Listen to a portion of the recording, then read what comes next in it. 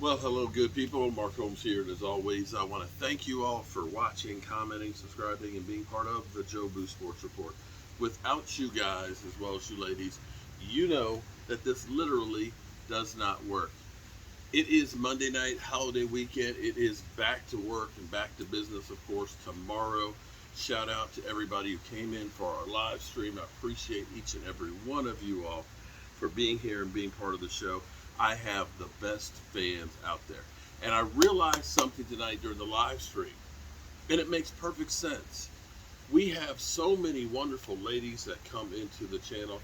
There's too many to even name. And that's why the Eagle fans keep coming here. I don't think women show up for their live stream. I just don't, because they're foul mouthed, they're ugly, they're just angry. We know we've got the loveliest ladies and stuff that come on to the Joe Boo Sports Report, and the Eagle fans, they need some love bad. You're just not going to find it here on the Joe Boo Sports Report. But I can't blame a man for trying. So, a couple of things tonight. It was great having the live stream. I was doing it a little late. Had to get my baby from the airport and pick her up. So we started at 9:30 and went off from there. Jeff Gladney, first round draft pick of the Minnesota Vikings in 2020, who had signed with the Cardinals, was killed in a car accident last night about 2:30 in the morning in Dallas. No details on to what happened. No details. All we know is he's no longer with us. Thoughts and prayers to his family and people that are close to him and so on. And it strikes home because, we come out here, or at least I come out here, I try on an every nightly basis. If I'm home, whether it's raining or not, I try and come out here because this is my therapy for reflecting on the day. That did I do everything I could to be a good person? Did I do things to try and get myself advanced? Did I do everything that I could today instead of putting it off for tomorrow? And it's also about being thankful for having the day. I'm old, as I put it. I definitely have more days behind me than I got in front of me. And so I want to make sure I savor every one of those days. And I always tell everybody, make sure you tell everybody that you love them, because this world's crazy. We're losing too many people for a multitude of reasons. And you better make sure you take care of the ones that are close to you. So, I was going to talk about Larry Allen and Tyler Smith comparison. In fact, before I went to the airport to get my daughter, oh Lordy, don't yawn. My back is killing me. Ooh. I yawned there and that hurt. I'd actually done a video, and in there I put in it his top 100 video from NFL films, because I want you guys to have the grasp of how great Larry Allen was, how he was a truly generational and one of the best offensive linemen maybe in the history of football. And for Jerry Jones to compare him to Larry Allen, I think it's a little soon. But then I started to think about something else here. Aaron Rodgers last year wanted to pick, be the GM basically, to decide who was going to stay and who was going to go on the team.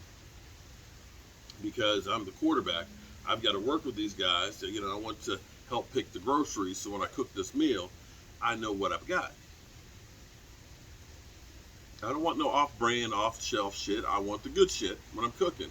If you want this meal to taste right. It seems like Dak has actually gotten some of that. When you think about Dak actually talking to the prospects before the draft, I don't know that I've heard any quarterback that's been, and it may be that there are. You know, the Cowboys are, we're an open society that everything that happens in Dallas is public knowledge, and there may be where the quarterback has been talking to prospects or helping the team point in the directions of guys that they want. But when you hear about Dak, of course, saying things like, I hope CeeDee Lamb is my receiver for the rest of my career. You don't know if that is because, he looks at it and says, well, Amari Cooper, I wanted him to be there, but he wasn't. I hope that I can continue this relationship with CD.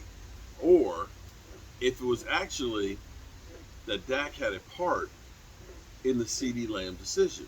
Because if Dak has got part of the decision on the type of players that are being drafted, doesn't that also mean that he kind of has a say in some of the guys that are staying?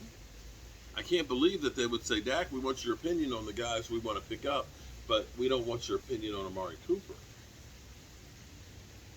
You see what I'm saying there? And it seems like the Cowboys are taking direction from him, as well as I'll say Dan Quinn. Because it seems like Dan Quinn has got carte blanche on the type of players he wants on the defense. We're drafting guys that typically we wouldn't be bringing in on the Cowboys. Let's be clear on that one. But it seems like the Dallas Cowboys have a complete mentality change, a complete demeanor change to guys that are edgy, and of course we've always heard dogs. I cannot say that Amari Cooper does not have the tools and the skills. Just does. Nobody can argue that. Nobody can say that he's not a great route runner. He's like a Ferrari. When he's running, man, he can do things that nobody else can do. But the problem is sometimes when you have a Ferrari, is it breaks down. It's in the shop. It's expensive to fix. And it's not always there when you need it.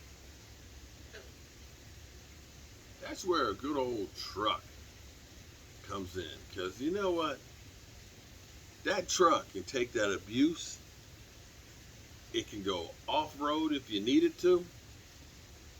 It can take some dents. It can take some rough roads. It can go through the water and keep coming back for more. And I think of that pickup truck like a dog.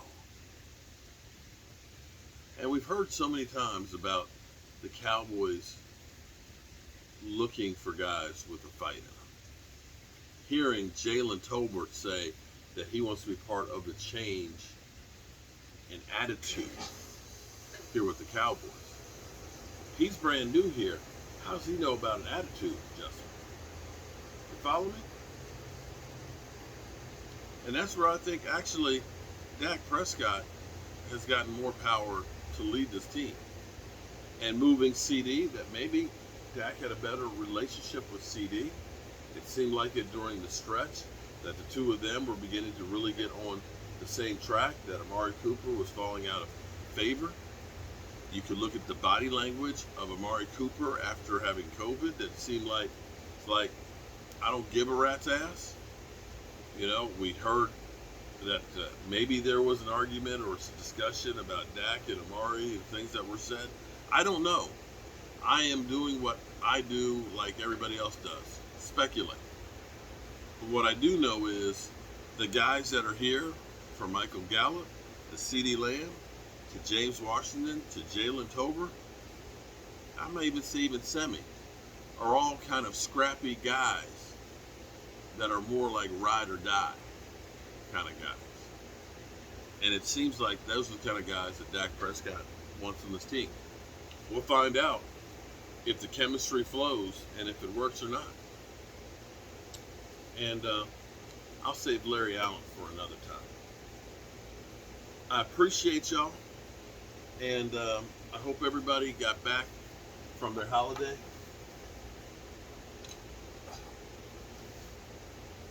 In one piece. Ooh. I can't have this back acting up for long. I got too much work to do. Whew. But I appreciate y'all.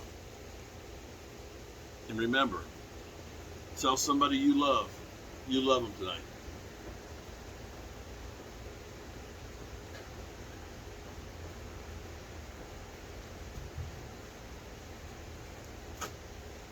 I'll see you soon.